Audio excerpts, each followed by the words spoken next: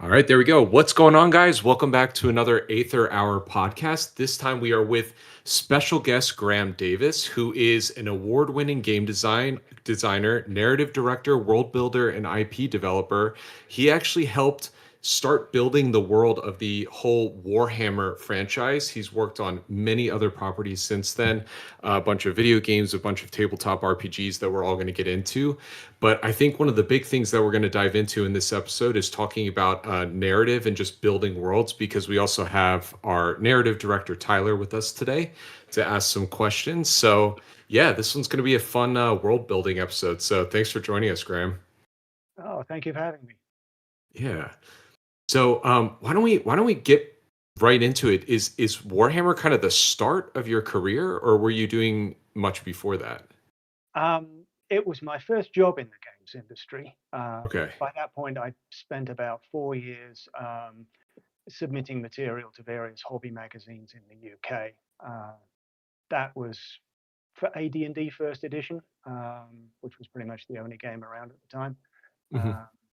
Few little bits for Call of Cthulhu, but Games Workshop hired me out of college because they needed someone who understood role playing to develop the Warhammer Fantasy role playing game from what they already had for miniatures.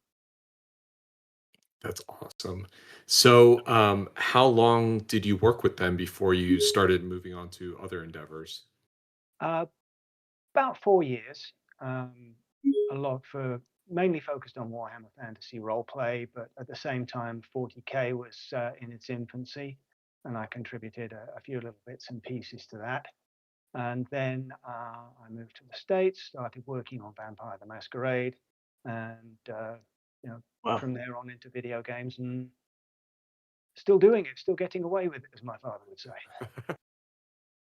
Yeah, that's kind of an interesting transition, because I feel like a lot of people, at least that I've known in this industry, kind of either stay a little bit in the tabletop role playing community, or Mhm. they're in video games and they've been in video games. So how did you kind of transition, and what led to that transition? And actually, first, are you a video gamer yourself? Um, Not as much as I'd like to be. Mostly my electronic gaming is based on what I need to study for Gotcha. whatever my current project is, where I can steal ideas from, who the competition is, how we can beat them, that sort of thing. Gotcha. So how did you transition? Was it just like a job opening and you're just like, "Oh, this looks interesting," or was there some driving force to dive into video games? Well, it pretty much a job opening. This was the mid 90s, which means that video games were just about becoming sophisticated enough to need um, dedicated designers and Mm, writers and such like. Um, and a bunch of X Games Workshop people had fetched up at Microprose UK. okay. Um, and uh, I was offered a job there. So I went, and knowing very little about games design in video games, but then nobody else did at that point. So we Mm, kind of mhm. made it up as we went along. There were actually, Microprose wasn't my first job. I did do a little bit of freelance work for Interplay on a strategy game called Castles, and they had, Okay. alongside the castle building aspect, they had some uh, branching storylines which affected your resources. You made decisions, send troops over here or use resources to do something over there. Uh, and that was quite easy because I'd done a couple of game books. I understood branching narrative and decision Mhm. trees.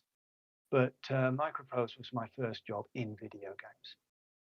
Gotcha. And were you kind of embedded in the engine, or was this mostly just like you're writing in documents or some sort of application and you ship it over to whoever is implementing? Like, did you get your hands in the pie? Definitely not. No, there were I always say I am to engineering what Marcel Marceau is to radio. I had a traumatic encounter with Fortran in grad school. I've never quite recovered. Um, so I leave the programming to people who know what they're doing. Um, and at the time, the disciplines of art, programming, and game design Hmm. were very much siloed, um, Okay. and they were, you kept to your own territory. So I Gotcha. was I was writing designs mainly in Word documents, sometimes some Excel spreadsheets to work the math out, um, and then handing that off to the engineering team for implementation. Gotcha. Interesting. And did you find it to be like technically a difficult transition, or was it once you hopped in, you're like, oh, I've already kind of done this. I get it. Or is there something inherently different about video games compared to the Uh, tabletop stuff? Definitely the biggest limitation I encountered was the lack of a living GM. Uh, because Hmm. when you're designing tabletop role-playing games, you can always say, "Oh, whatever works for your gaming group," or "GM's discretion," or you know, Gotcha. and you can let yourself off all manner of hooks by doing that as a I lazy designer. didn't even Um, think about that.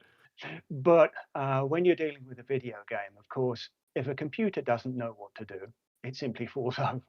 Yeah. So, A, you've got to cover every eventuality you can. And then B, which is where the narrative comes in, you've got to kind of hide the limitations so they're not poking the player in the eye and frustrating. Gotcha. Yeah, that makes a lot of sense. It's like you even as a writer, you do have to do a little bit of the design yourself because you're having to think for, all aspects of Right. the storytelling of the game. That's cool. Um okay, so where did you go from these game projects? Did you just keep doing video games? Did you start going into freelance? I know you've done some of that. Mm. Um Take me on this like trajectory to where you are now. Well, let me see. After a couple of years at Microprose UK, there was a round of layoffs, and that's kind of been the the state of the video games industry ever since. It's Mm. teams get laid off, people get laid off. I've been laid off, I think, 7 times in the course Oh, of my wow. career, and it's just the nature of the beast. And in fact, now the industry is moving more towards a film cinema-based model where the team just comes together for the project and everybody knows that. Mm. But so I always maintained the tabletop side of my career as a sort of a fallback and fill in, keep the lights on. And also, as things went on, particularly after and around COVID, people became a lot more open to remote working, freelance, Mhm. contract based working. Um, so, yeah, my career's always been a hybrid. It's former colleague of mine said I would work for anyone who waved a check at me, and as you have to kind of be that practical as a freelancer. Yeah, Well, that's yeah, just the reality of that's right now for sure. Like, Mm. that's we all love what we do, but, with how scarce jobs are, eh, you Oh can't yeah. get around the fact that you just gotta pick up jobs where you can. yeah, and I imagine too that the tabletop stuff has probably a quicker turnaround than most games you've worked on, right? Oh yeah. Yeah. Yeah. Typical turnaround for a tabletop game product is in the of the order of 6 months to a year. Um, Wow. Okay. the downside of tabletop versus video game design and writing is that it's much lower paying Mm. because there's a lower bar to entry. Particularly now we've got, anybody can make a PDF and stick it up online and sell it.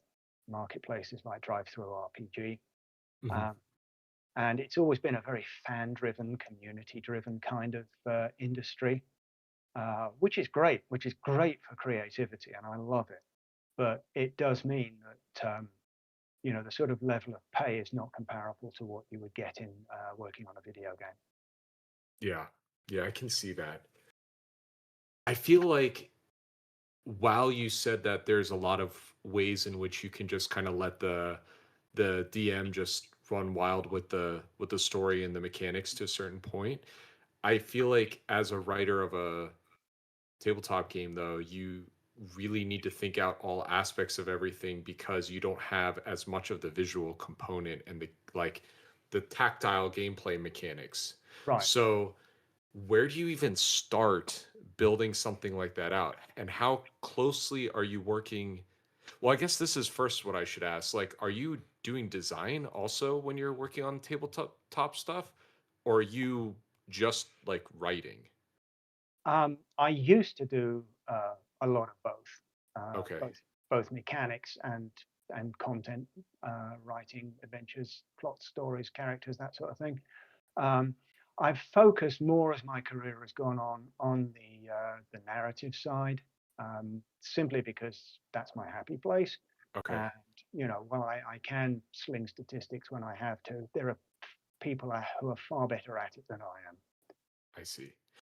So I imagine the way this works is you're just working very, very closely with the game designer. The game designer is saying like, "Hey, we need a scenario that mechanically needs to work out like this," and then you come up with a story to accompany that, or are you kind of the first person to generate the idea and then bring it to the game designer to figure out the mechanics? Almost sometimes they haven't been published yet. But yeah, the mechanics are pretty much set, and I'm working within them.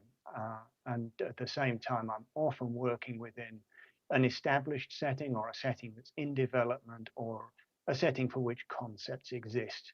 Uh, it's Okay. All right. Sorry, guys. I think Discord okay. just went out for a minute, but I think we're back. Yeah, cool. Um, okay.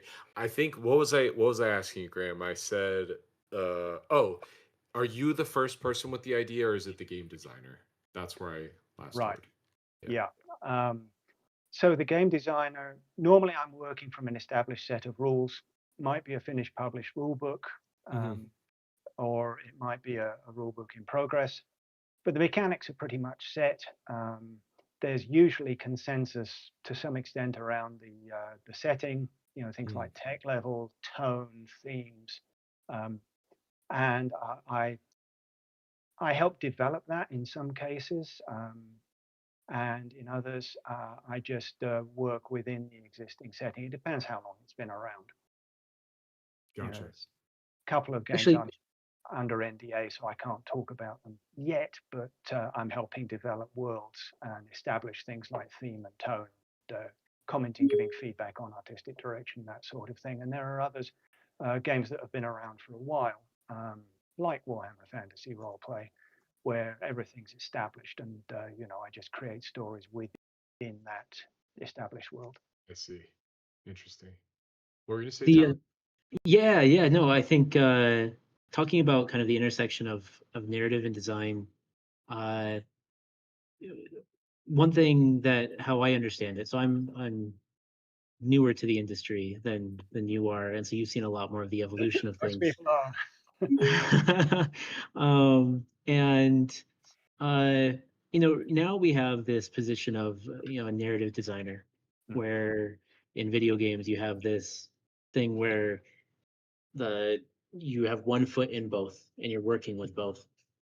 And when you were just now talking about kind of the design of systems, talking about stats and whatnot, uh, that feels more like in video games, more clear design type of role. And I'm curious if you've noticed what that transitions like look like or felt like of going from, you talked about the silos before. Narrative was clearly narrative, design was clearly design. They had their own little worlds, but now things are getting so blurred that oftentimes narrative is design and good Mm. design is narrative. Uh, yeah, have you seen any of that transition? Is that Oh yeah. something you've noticed? How does it change? Well, at the beginning, back in the 90s, the game design, there was usually like one game designer on a project who did everything. Systems Hmm. design, little bit of UI design, wireframes, game flows, all of that, as well as providing I mean, there wasn't a lot of narrative. Sometimes there was a scenario. I remember working on flight sims for Microprose, and I was working on a game with the Harrier, and so we needed like four maps. Um, okay, where are these four maps in the world, and why is conflict broken out there?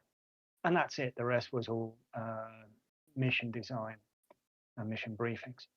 Um, Obviously, if you're working with a more role play kind of product, then you have a little more story, but not a whole heck of a lot. Anyway, to actually answer your question, the design discipline started out being everything, and it over, I think, probably the last 10 to 15 years, it's broadened out and spawned sub-disciplines, like narrative design, economy design, um, uh, player retention, uh, Mhm. feature design, UI UX design. Um, and that's just an inevitable result of games getting bigger and more sophisticated, and the state of the art moving on to a point where one person's expertise can't cover everything. Mm. Mm. Yeah, I mean, games have definitely gotten pretty huge in the past couple of years. So, Well, and I think it does make me also wonder, talking about that evolution, um, how do you feel that Warhammer Fantasy Roleplay has impacted kind of the RPG genre overall, compared to something like D&D? Uh, Um, yeah. well, um, firstly, it was the first sort of grimdark role-playing game, or game in any genre, I think. That tone. We were a bunch of freshly out of college, post-punk, Thatcher-hating, ah, left-leaning rebels, uh, and we had spent many years being rather annoyed by the 1950s Hollywood kind of presentation of our Middle Ages that D&D put on the world. So we reacted against that in a very, like I say, post-punk 1980s kind of way. And so instead of heroic fighters, we had player classes like Ratcatcher, and you were struggling, and the world was against you, and everything was unfair. And I remember writing, the nobility of the empire, which was the land where the main campaign was set, were based on British archetypes of those overprivileged young men who would go out and wreck restaurants and generally run riot. Uh, Princess Diana's brother, Viscount Althorp, now Earl Spencer, was one of the most notorious at the time.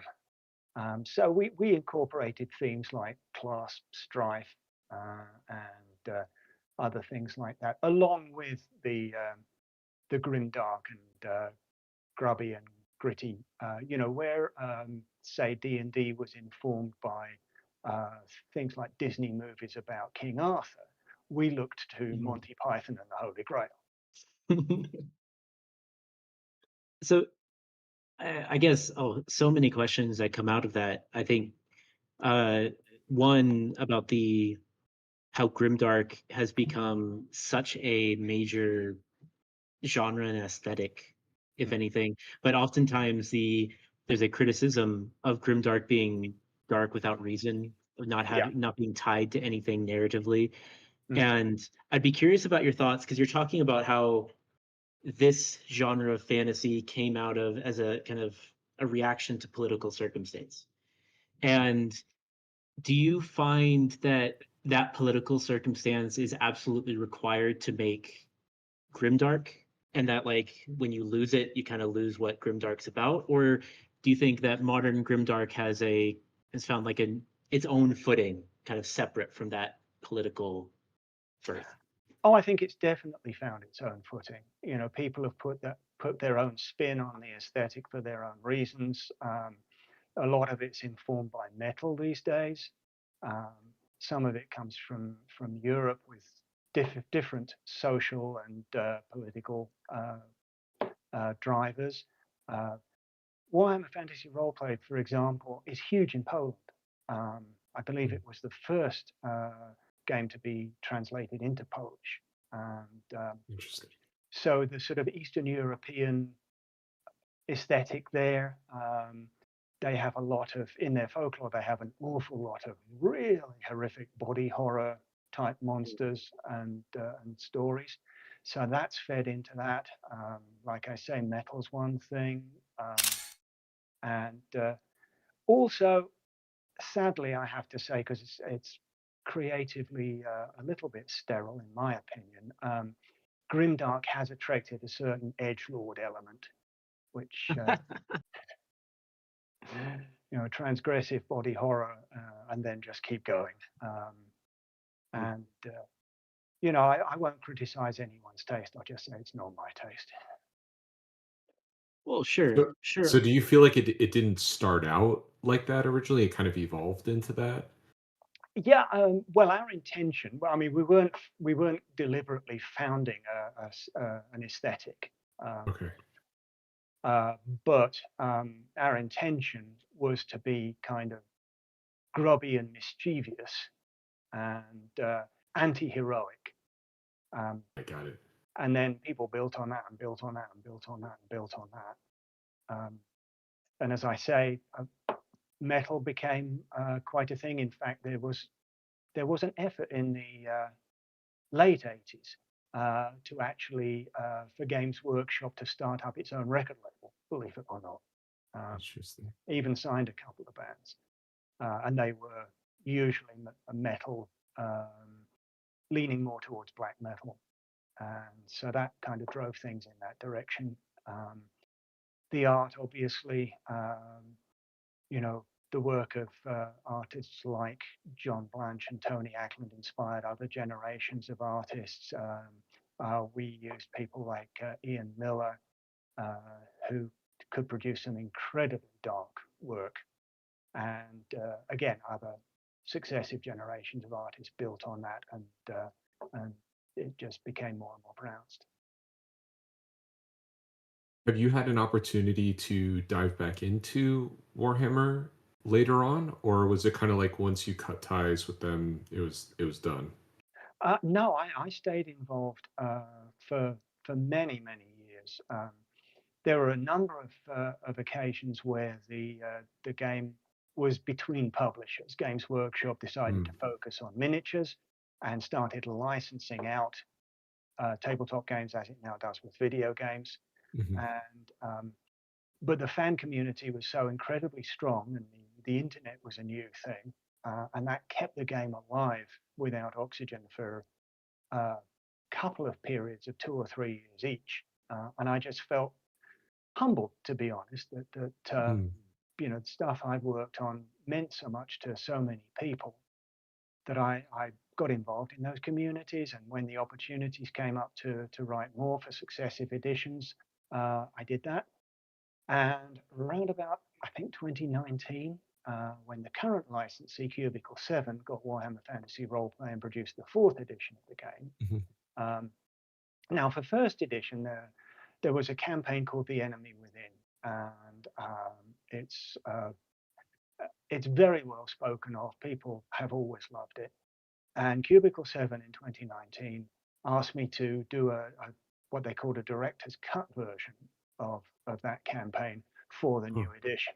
Um, Incorporating the wisdom gained through 30 odd years of people playing the thing, Yeah, um, incorporating material to keep it fresh for people who had played the thing. I talked to people who've played it all the way through 5 times or more, and that's crazy. that can take more than a year of tabletop gameplay. Oh man. Um, so I ended up producing a 10-volume set, director's cut of that, and that ended in 2022, I think, if memory serves. So yeah, I've still been involved, and I still put a few little bits for Warhammer out on my blog now and again. That's awesome. So did and I'm not as tapped in as I'd like to be into this. Like, did it start with the miniatures too, or was it just like pen and paper RPG to begin with? It started as 3 little booklets of skirmish rules to use with your miniatures, Okay. and that went through a couple of editions over about a 4 or 5 year period. And then Games Workshop lost the license to print Dungeons and Dragons for the UK Okay. because TSR, the publishers at the time, opened up their own British subsidiary. Mhm. So Brian Ansell, the managing director of Games Workshop at the time, decided to expand the Warhammer brand, get a role-playing game that was entirely Games Workshop's own, and that was the impetus behind Warhammer Fantasy Roleplay. And ever Okay. since, the role-playing game and the miniatures game have existed in kind of in parallel. I see. Interesting. Yeah, because my touchstone to Warhammer was like late 90s, early 2000s, going to the comic book store and buying the miniatures that were like models. And Right. I just love to build those things. I did I it's one of those things you have to have friends to Yeah. want to play this crazy intricate game with you. And no one wanted to play it with me. So I was like, all right, at least I get to build these cool little guys, you know? Mhm. So yeah, I never got into it, but it's now as an adult now having friends that are into board games and stuff like that and role playing games. I'd be interested in getting into it. Can The okay. oh, Oh, go no, go sorry. for I it, was Jamie. just gonna go with a question that came into the chat from 20 sided, with a question in regards to Warhammer fantasy as a setting. What have your Mhm. feelings been on the various games that have come out of that setting across genres, be it Total War, Vermintide? Is there a gameplay genre that you feel hasn't been tried yet, or a game style that you feel would complement the Warhammer fantasy grimdark theme that you haven't seen yet and would hope to see one day? Hmm. Well, there have been an awful lot of Warhammer Fantasy video games. Not quite as many as for 40K, but still quite a lot in various genres. And I think it's fair to say some have worked a lot better than others have. Um, Total War, obviously, is a standout. Um, so is Vermintide. Um, I'd like to see a more investigative, deeper, maybe Baldur's Gate style role playing game Mm, uh, in that setting. Uh, that's because everything, and it makes sense, everything comes back to the miniatures game, which is heavily combat focused. But the role playing game offers a lot more themes of horror and investigation mm, and a lot more. Well, this is my prejudice showing just a lot more opportunities for deeper branching narratives. yeah. Did I actually? I'm really curious about that. Of when you say deeper branching narratives, what do you think about kind of the genre or the specific world building that allows for that deeper stuff? Like, could you expand on that a bit more? Sure. I mean, Baldur's Gate, as an example, is a D&D setting that was expanded for the video games. And there are some locations in the old world, the Warhammer Fantasy setting, that I think would be ripe for a similar treatment. Now, Vermintide did a DLC pack on a town called Bogenhafen, which I designed for one of the early role-playing adventures, tabletop role-playing adventures. Um, and there are other cities as well that I think could make for really great settings for deep, mysterious, noirish kind of investigative adventures with lots of tension. Uh, I mean, you could go sort of in a Bioshock sort of direction, or you Mm, could go in a what was that text something Killing Moon? It was a very narrative-driven game from a while ago. But anyway, um, so something like that, I think, has a lot of potential. It may not resonate with Games Workshop's current management because it doesn't showcase the military units. It doesn't involve Mm. a lot of epic combat.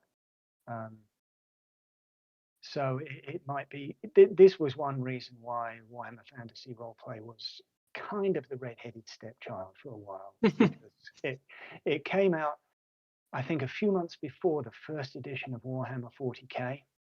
And when everybody saw the first Space Marines, they went completely nuts. And you compare the spike in miniature sales from 40K to the blip in miniature sales from Warhammer Fantasy Roleplay. mm, And given that the company's priority was miniature sales, the writing was on the wall from that point on. And it's a shame, but a lot have been done with the role-playing game, and sometimes with the fiction line as well, in terms of the sort of narrative that I'd like to do. And I hope that someone does get to do that in video games someday. So yeah, to answer the question from the chat, I would say that would be a genre that would be very worth exploring.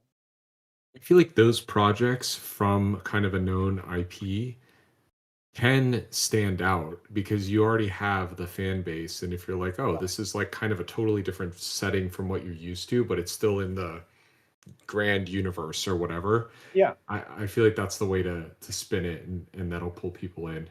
I Mm. don't know. Oh, It's not, I'm already thinking of what this could look like, and it sounds cool to me. So oh, that's good to hear. But yeah, I mean, Star Wars has, for example, spawned Mm, all kinds of games in all kinds of genres. yeah.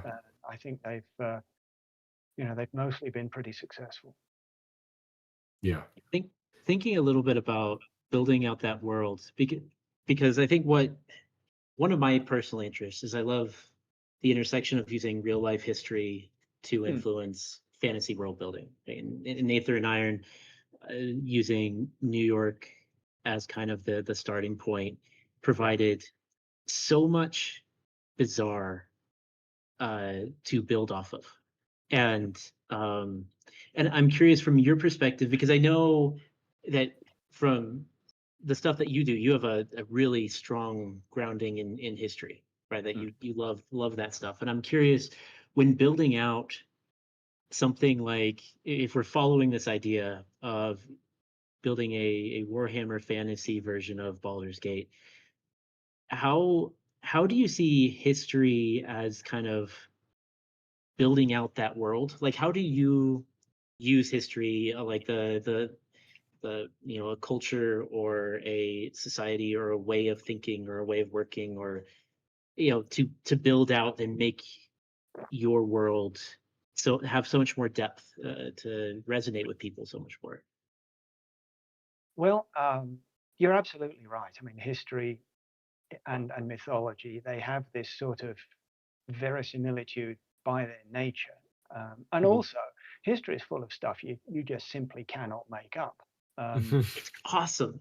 It's my I, favorite part. one of my favorite stories like that is, I think it was Charles II of Navarre. He caught a nasty cold, and the remedy at the time was to warm his body up by sewing him into a bed sheet, which was then soaked with brandy. Now, the seamstress who was sewing him into the brandy-soaked sheet didn't want to risk cutting him by, with her knife when she cut off the last thread when she was done. So she had the brilliant idea of trying to burn it off with a candle, resulting in what the French would call roi flambé. And Oh, if you put that in a novel, and yeah. your name isn't Terry Pratchett, or if you put it in a role-playing game, you just wouldn't get away with it. Yeah. But yeah, so I read a lot of history. Warhammer, the old world of Warhammer, is clearly based on European cultures. Now, that was kind of equal parts history and prejudice. The stereotypes of British comedy from the 60s and 70s, like the taunting French knights in Holy Grail, and so on. But it creates something that people can get a hold of, can relate to. And D&D did the same with the Forgotten Realms, but slightly more disguised version. Like the Moonshae Islands are Celtic, and Karatur is feudal Japanese, and so on. And the opposite of that, I've seen games fail. There was one tabletop role-playing game in the 80s called Sky Realms of Jorun, and it was the most creative thing I've ever seen. There were humans, but all the other races were alien and unrecognizable, and Mm, nobody could really get their arms around it because it was such a learning curve. mm, So, treading that tightrope of balancing the familiar with the novel is a very, very important thing, because if it's all familiar, then your game's just derivative, and then who cares? But that balance is critical, and using history, and I mean it's like Jungian archetypes in a sense, but applied at a cultural level. It gives people something that resonates with them, and they think, oh, I know how this works. The I wonder too, one thing that how history informed what we were building is it helped built more complex conflict, where it was conflict that maybe wouldn't be expected because, history with all these interweaving pieces and people having weird motivations that to us maybe like that's bizarre. Why would somebody actually care about that? Why would they fight over that? And I'm curious, when building out this big Warhammer world, did you feel that using history allowed you to dig for different types of conflict or ways that, because we were talking about grimdark before, like you were able to build conflict within the grimdark that wasn't just body horror, right? It created something fresh for you to pull from. Yeah, definitely. The Empire, again, which is where the main campaign takes place, and it's still the most fully fleshed out nation of Warhammer's old world, was based on the Holy Roman Empire, medieval Germany. And so we stole the idea of elector counts electing an emperor from that, which gave us a whole lot of scope for conniving and politicking and things like that. And so, yeah, that was a deliberate thing, but at a more meta sort of level, the fact that we were all fairly steeped in history. I mean, my degree was in archaeology, so was Rick Priestley. Oh, awesome. Rick Priestley, also an archaeology graduate, and pretty much everybody else came from the wargaming world, which meant that they were self-taught historians of some period or another. And it gives you that sort of mindset, like this idea of the possible, even if you're not lifting anything directly, it just trains your mind to think in certain ways in terms of I always define history as stupid human people doing stupid human things for stupid human reasons. and a lot of history does really boil down to that. Yeah. Like the Greek historian Herodotus is quoted as saying the world would be very different if Cleopatra's nose had been a slightly different shape. And he's probably right. That's interesting. That's a lot of fun. I'm curious. I know I'm going all over the place with history questions here, because I know people are asking questions about Warhammer, but I do have a question about another project you've worked on most recently about American history, the colonial Gothic. And I'm curious when building out, because both, at least in my mind, both the Gothic genre and the grimdark genre, you're very much expressing some sort of deep human anxiety in a unique way. And I'm curious, when going from the European theater to the American colonial theater, how do you see that kind of that anxiety shifting and changing? Like, is there different flavors of that darkness that you see when going from Europe to North America? Or do you think it's like fundamentally the same when building that out? It's both. I mean, it's a similar dish, differently seasoned, if you will excuse the metaphor. But I mean, to see American Gothic, you look at Poe, you look at Lovecraft, and then you backtrack. Colonial Gothic was originally, before I came on board, it was originally pitched to Chaosium as Cthulhu 1776. And when they passed, Richard Iorio, the owner of Rogue Games and the designer of the game, brought me on, and we together worked it up as its own setting, but based very much on history and folklore. So yeah, it's different. I mean, if you look at if you compare Poe to Byron or Mm, Mary Shelley, there are differences, but it's best not to get too hung up on them. mm, Essentially, you look for the similarities because the European Gothic, uh, the darkness came from dark forests, which were also present in North America. They came from crumbling ruined monasteries and castles and stuff like that, the decay of ages. Whereas in North America, there wasn't the decay of ages that Like hadn't. fishing towns and uh Yeah, abandoned churches and cemeteries and that kind of right. stuff. the Yeah, wilderness. Yeah. the wilderness indeed, and uh, Increase Mather, the father of Cotton Mather, who was one of the Salem judges, wrote this book on about how the devil was active in this land that had never seen Christianity. Mm. It's a brilliant work of paranoia on a par with Malleus Maleficarum, in my opinion.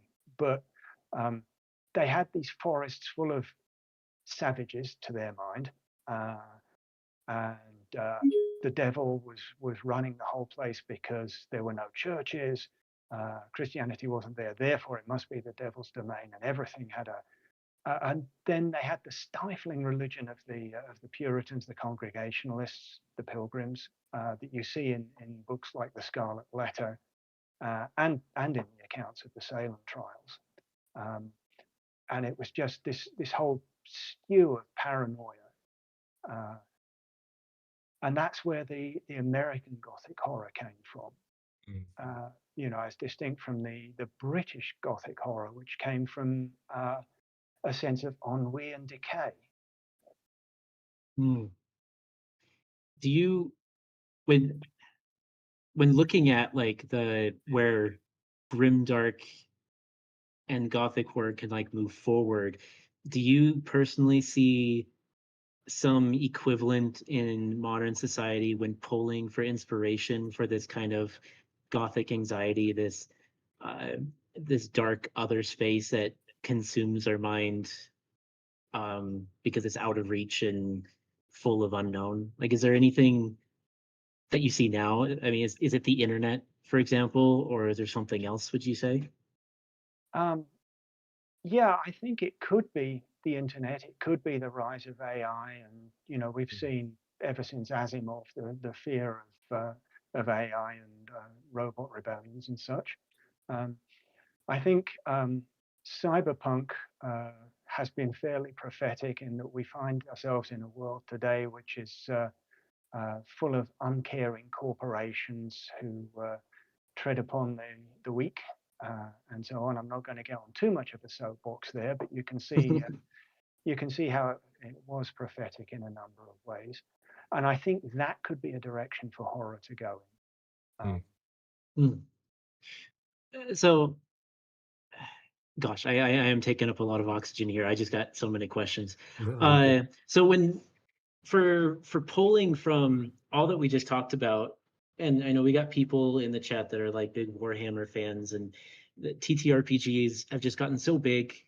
Like in past few years, people love that role play, building their own worlds, and I guess when looking at the inspirations we're talking about, kind of this political anxiety or kind of geographical anxiety, this kind of um, you know these influences when you go to build out a scenario or start a story, do you start with looking for that anxiety and like building out something from there, or do you start with history of a particular story that you find engaging and then say I'm going to transmutate this with X, Y, and Z to get it to where I want?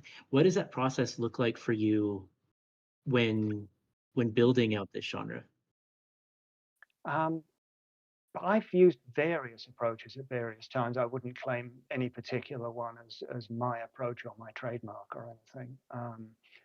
I've gone in both directions.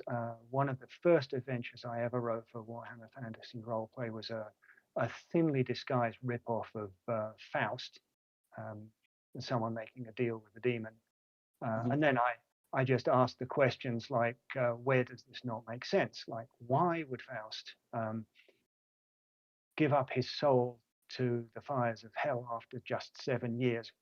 Wouldn't there be some sort of let-out clause? And then, yeah, if there was a let-out clause, he's dealing with a demon who's thousands of years old, and to have survived thousands of years old as a demon, you have to be pretty wily. So, and the whole convoluted plot kind of proceeded from there. And at other times, I will look at a setting, at a world, and I'll, like you said, just look for where are the anxieties, where are the pain points, where are the parts that are starting to crumble, and what can I do with that? And then, what can I do with that? What does the setting offer me in terms of locations, characters, enemies that I can bring into that concept and then build it out that way? Is there anything that you've read or researched or something that you're like, oh, this would be perfect to translate to turn into something? Is there any like historical story or region or I don't know, gothic tale that you're like, I want to play with this? Um, there are many, but most recently, I was working on there's a tabletop role-playing game called Väsen, which is originally Swedish, and Väsen is a Swedish or Germanic word for fairy in the broad sense, incorporating trolls and ogres and all the rest of it, supernatural creature in general. And that's set in the 19th century. The core book is set in Scandinavia.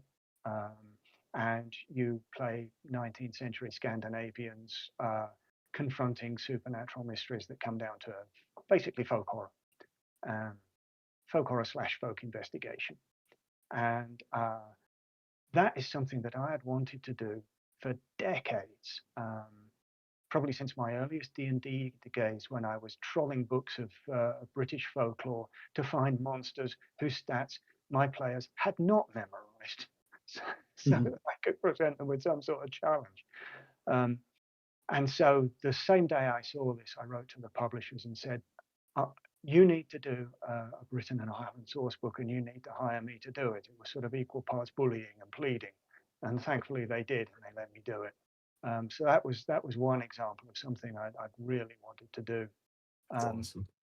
More in terms of a setting and a genre than a particular story. But, what about it would you say that draws you to it? Like, is there something in particular how the mythology plays out that you find unique, or like the type of anxiety or fear that's communicated through it that you find different or new? Yeah, definitely the folk horror aspect. Okay. The unknown enemy, the unpredictable enemy, the oh, sorry, my brain just locked up there. But Well, you also said specifically investigative folk horror. So it's like the protagonist is going out of their way to look into something that they have no idea what it is. And I think that's exactly. kind of the appeal. Yeah. You start with the mystery, the effect. You then backtrack, research the cause, and then try and come up with a solution. And that's a very nice activity loop. That's one I enjoy. And also the stakes in a folklore or folk horror kind of game are different from what they are in heroic fantasy.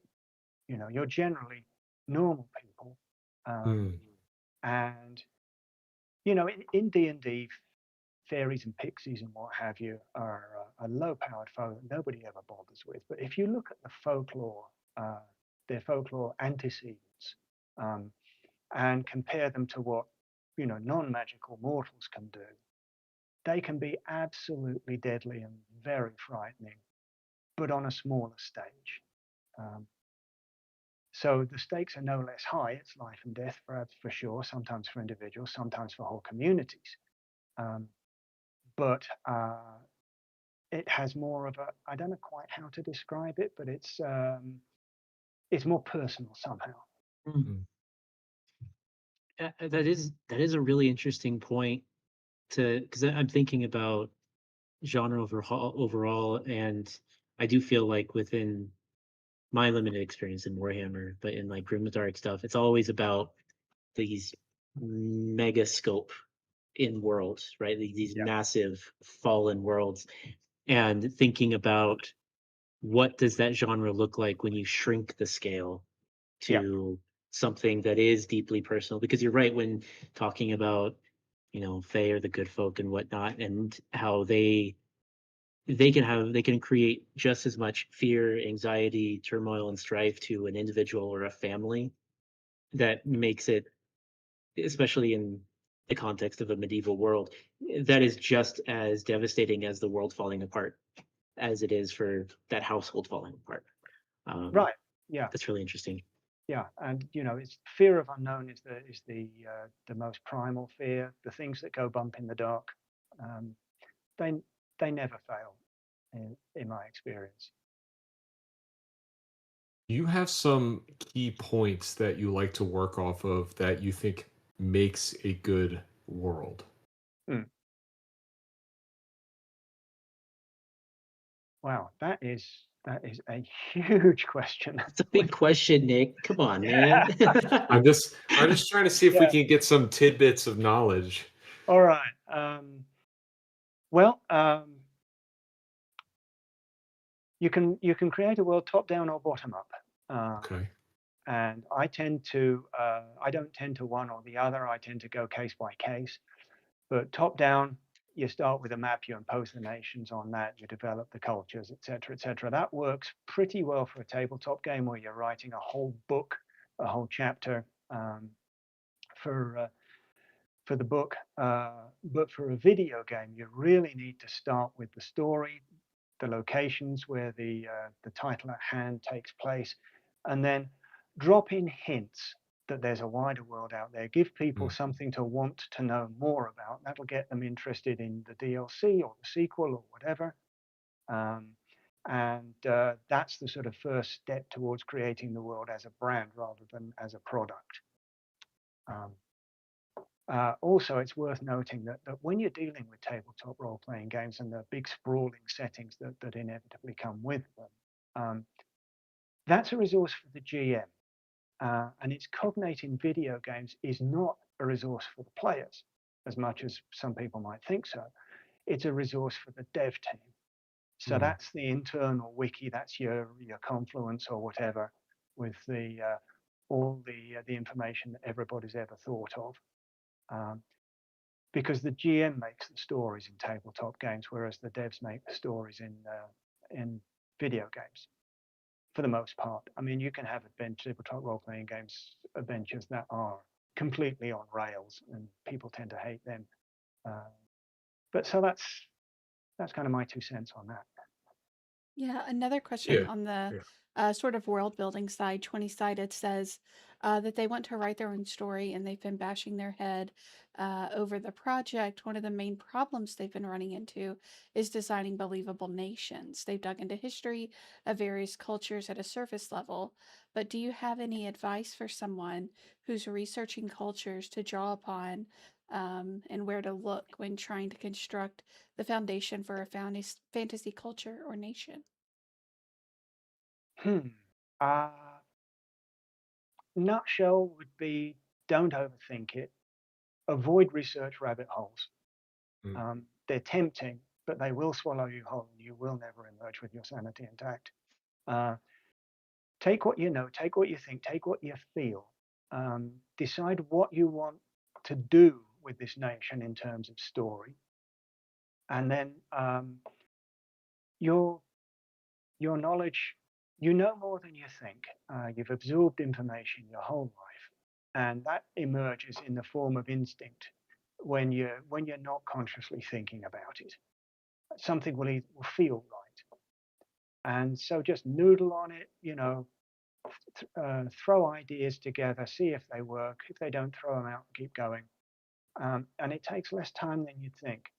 Um, but as I say, yeah, going into researching 12th century France to see if it might work for one of your nations, you're going to spend a lot of time on that and effort with very little that you can actually use in your game. Something you had said at the top, Graham talking about starting with the map and building Mm. building down into that. I'm curious, as a little bit, I'm becoming more of a geography nerd. And I love looking at how geography builds culture, or at least influences people. Mm. And uh, speaking to the question, Gina, that's being asked about how do you build cultures, I think there's so many different ways. There's been so much research on how culture developed, on how Yeah. information, because if you think of culture as information, how it is written, how it's transferred, how it's remembered. But I think all to go back to the question for Graham here, talking about geography, how do you see geography's role in, I guess, one, world building, but two, maybe grimdark stuff? Specifically, do you think, does it have a really pivotal or key role, or is it not as relevant as other factors like I don't know, humans and anxiety, that type of thing? I think there's definitely a dialogue between geography and culture. Geography determines resources, amount of arable land, food supply, climate, weather. Um, for example, Dracula probably couldn't have been set in Kansas. It needed those dark forests and those forbidding mountains and the wolves and everything else. And the sort of culture and backtracking to American Gothic, that couldn't have arisen in the same form if it had started in the Spanish colonies of the Southwest, because again we needed those dark forbidding forests. You needed the Puritan mindset, which is different from the Catholic mindset, um, and yeah, we did. There were clashes and horror stories arising from the Southwest for sure. There was a lot of Spanish superstition about Aztec and Mayan and Pueblo traditional culture and beliefs and what they might be capable of in a magical or diabolical realm. But it would have been very different. So yeah, there's that dialogue between geography and culture. Um, but I think a lot of culture is the story of how a community copes with its geography. The resources it's faced with, and so on. The history of the British Empire, for example, is of a post-industrial or an industrial culture, finding places all across the world where people hadn't had to work so hard to survive and hadn't developed a sufficient level of technology to be a threat, and then just taking them over, colonizing them, taking all their resources, all the rest of it. So there is that dialogue there, but if you incorporate that into a fantasy world, you have to be very, very careful of post-colonial stereotypes. There's an enormous dialogue been going on for the last probably decade in tabletop role-playing games about the use of the word race as a signifier for elves, dwarves, halflings, orcs, whatever, and also the characterization of entire species as being evil, and how they're depicted. Like dark elves have black skin. Oops. Orcs have different colored skin and a lower tech level than elves and humans and everybody else, which makes it okay to kill them, and all that sort of thing. You have to be really, really careful about that. Well, I mean, I think, no, that's a really good point. When doing this world building, so often you can jump to generalities and conclusions from the smallest piece, when I think the reality is that each, oh gosh, I'm thinking back to classes about building a culture, right? Of culture being composed of memes, right? Or the smallest pieces of culture, Mhm. and how a culture is not a single one, but it is a collection of such, and they influence each other and they build Right. variety and diversity within that system. And I think it's where I find the most interesting modern looks at world building. It's when things get a little bit more granular, taking small ideas, bringing them out, but then working with how the variance in that.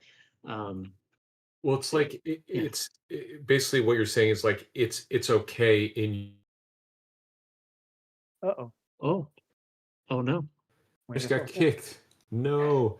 Oh I'm no. back. I'm back. I had a thought. So am I back? Can you guys hear me? Yeah, you're Yep. good. Yes. Okay. So what I was saying is, in your fantasy world building, it's okay to make one section of people the bad guys, but giving them a reason why they're the bad guys is Right. what makes the story interesting. Yeah. Like orcs just being bad just because they're orcs and they just want to kill people just because is kind of like bland. I know there's a lot more lore underneath that, but it's when you like build out the reason for someone being perceived as bad, or maybe they think they're the good guys but you as the hero think they're the bad guys, you know.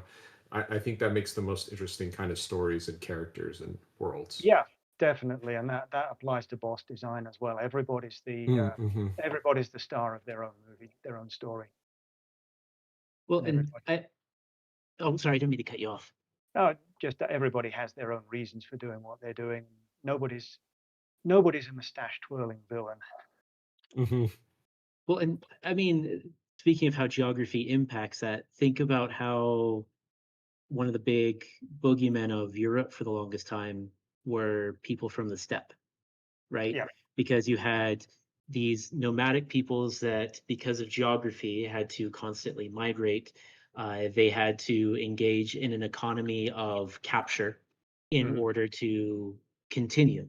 Um, and it's interesting how, again, how that geography prompts a certain behavior, and then that behavior then creates a certain cultural identity that is both given to them but then also embraced as a part of it.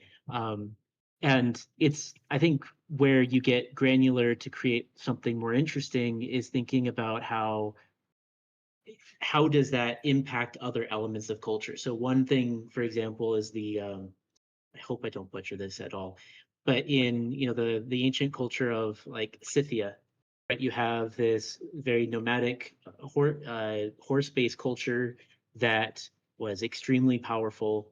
Mm. They had a lot of raiding and capturing, and one thing that is fascinating is that because of how that culture developed, how the being moving around, how information was passed on, they didn't develop a written language, and yet the civilization as a whole was huge.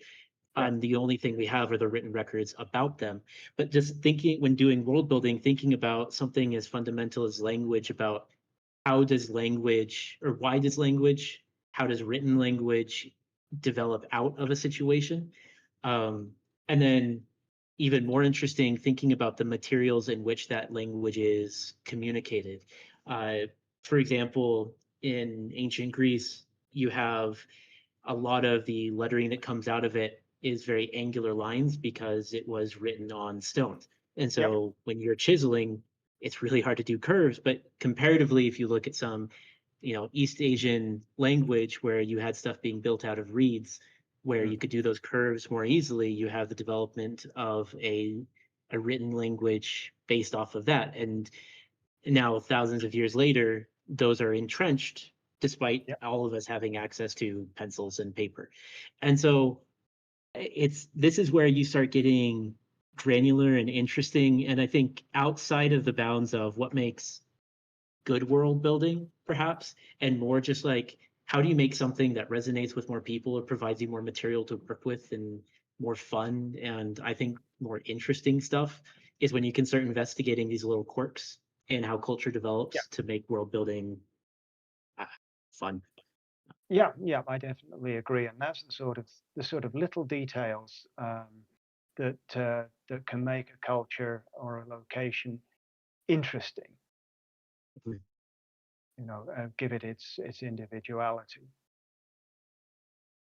Gina, have we had more comments in the chat? Just want to make sure we're not neglecting anyone's Yeah, questions here. we do have a couple more. Some just going back to Warhammer. Do you think they will ever make a Skaven player's guide for 5th edition Warhammer Fantasy Roleplay? Mhm. I really can't speak to that. I'm no longer in touch with Cubicle 7 or Games Workshop Yeah. significantly, but for whatever it may be worth, the fourth adventure in The Enemy Within Director's Cut, The Horned Rat, was centered around the Skaven, and in the companion volume to that, I did try to include enough information to make Skaven playable.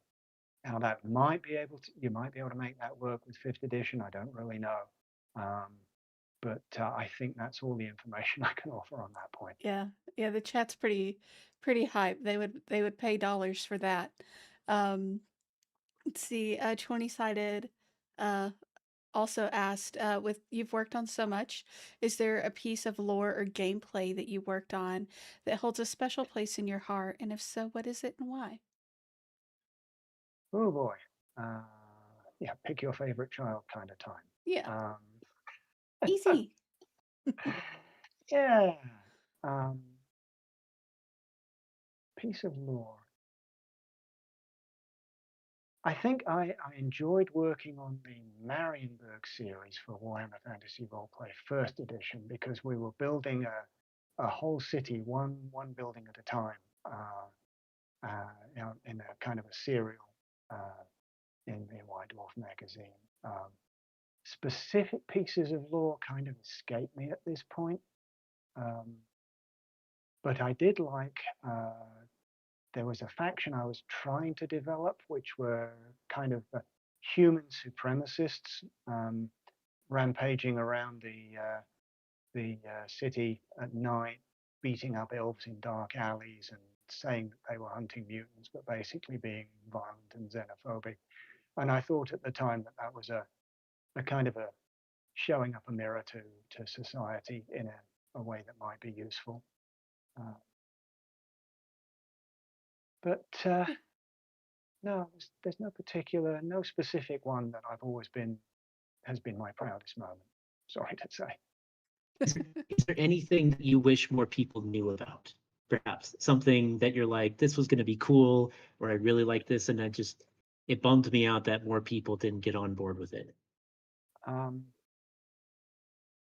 yeah, yeah, there was.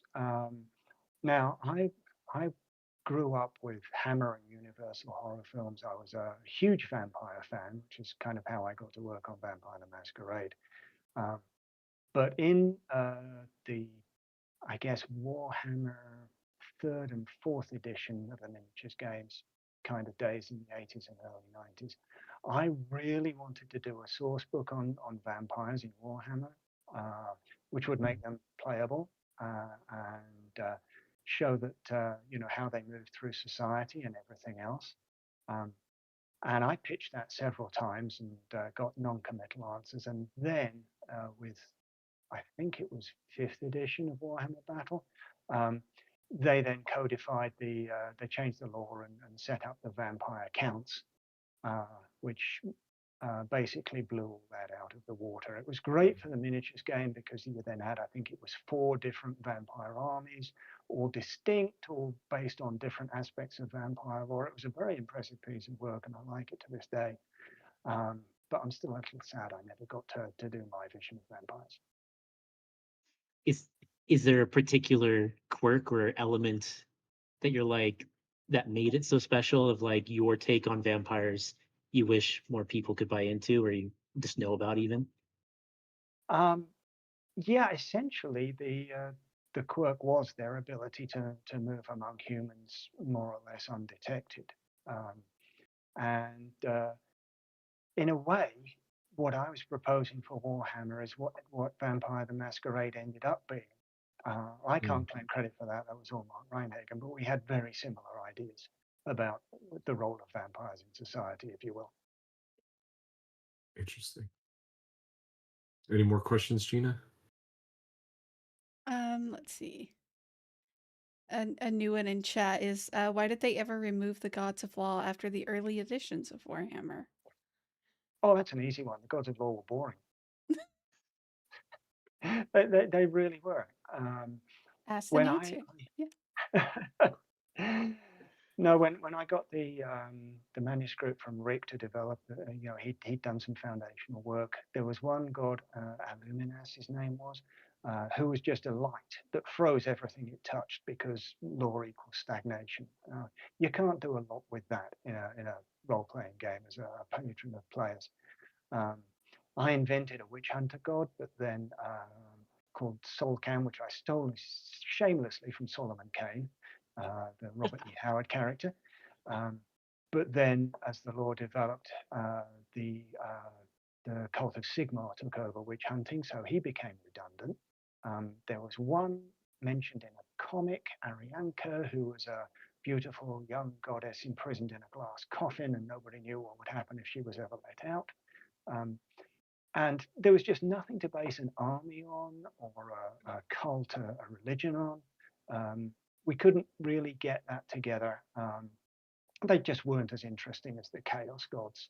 And in our defense, I will say that Michael Moorcock came to the same conclusion. In his Elric and Eternal Champion books, the Gods of Chaos were always more interesting than the Gods of Law. Is there a if blank check to do with you, do with as you will? Is there a version of them looking back now after all the work that you've done where you're like, I could turn that into something that is interesting, that could work? Is there anything like that, or do you see it more as like a, we tried it, didn't work, and no future for it either?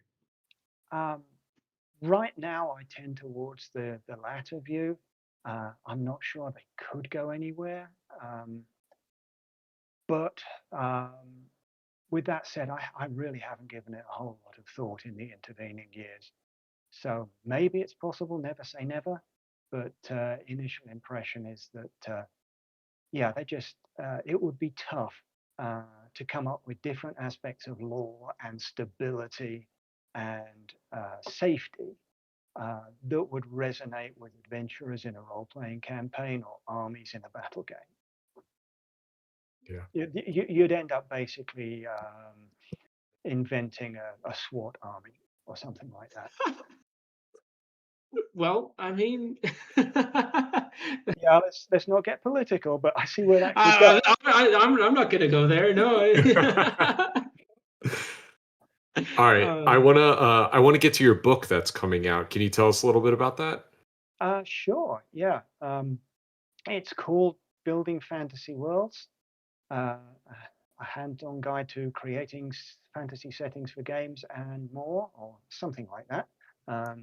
It's going to be published by Routledge. It comes out in late December. Pre-orders are open from December 2nd. And what I've done, I've tried to distill everything I've learned from my whole career, from Warhammer to Vesen, to a couple of projects that I really liked, some worlds I was really proud to have built that actually got cancelled in development. What I've tried to do is to provide solid practical information, because a lot of the books I've come across on the subject of creating fantasy worlds have basically boiled down to, here's everything you should do, and it took Tolkien 40 years to do it.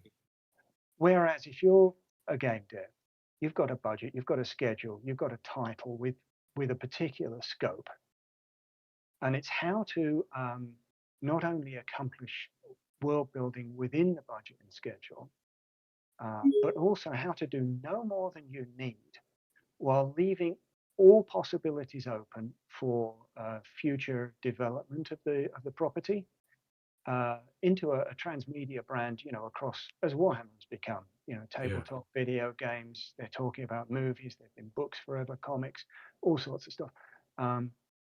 So how to set it up, there's no guarantee, but how to set it up to remove all the obstacles to that happening within a budget and a schedule, and how to seed little bits of lore, a name here, a historical reference there that mean nothing in the game at hand, but create this sense of intrigue. As I said earlier, give people something to want more of, so that they're interested in the DLC, in the sequel, in the tabletop game, in the movie, in the everything, and so you can set up your brand to take over the world. Yeah, you got to be thinking ahead in a certain respect if that's your ambition. Yeah. And I like that you said that it is a practical guide, because I think nowadays with the internet and kind of being able to look up whatever you want, you just want to read the book and know what to do or have Yeah. the steps to do it, right? Yeah. So this sounds awesome. And So it's oh, go ahead. sorry, it's mainly about knowing where to stop, because you know the scope creep and hyper detail are black holes that can suck you in. Yeah. And you know, even if you're working on Baldur's Gate, you can't spend 40 years developing a setting for a single product. Mhm. But what you can do is create the illusion of a world out there with interesting stuff to discover to make people want more of it. And that's where I focused on. For sure. So to answer your question, it's being published by Routledge. I think you're going to post a link in the Yeah, we'll comments. post a link, but where would do we have to go to the Routledge website to be able to order it, or? At the moment, yes. Pre-orders Okay. aren't open yet. They open on December the 2nd, I believe. Okay. But after that, you know, I'm sure it'll be available in all good bookstores, as they say, and online retailers. Awesome. Yeah, Yeah. we will definitely post the link. And I know that you've worked on a number of other books, and I've shared that link in our chat for grahamdavis.wordpress. So if Thank folks you. want to look at Graham's other works, take a look. Yeah. All right, we have gone past the hour. Is there anything else before we hop off, Graham, that you wanted to shout out or discuss? No, I think that's good. If everybody's questions have been answered, I've had a great time. Thanks for having me. Oh, Yeah. so a fraction of my questions have been answered, but enough to satisfy the hour. So love the conversation. Thank you, Graham. Really appreciate it. You especially humoring some of my world building questions. Thank you. Oh, my pleasure. Yeah, thank you so much for joining us. This has been a lot of fun, and I think the audience had fun too. Yes, thank you. I hope so. Thank Thank you you. much.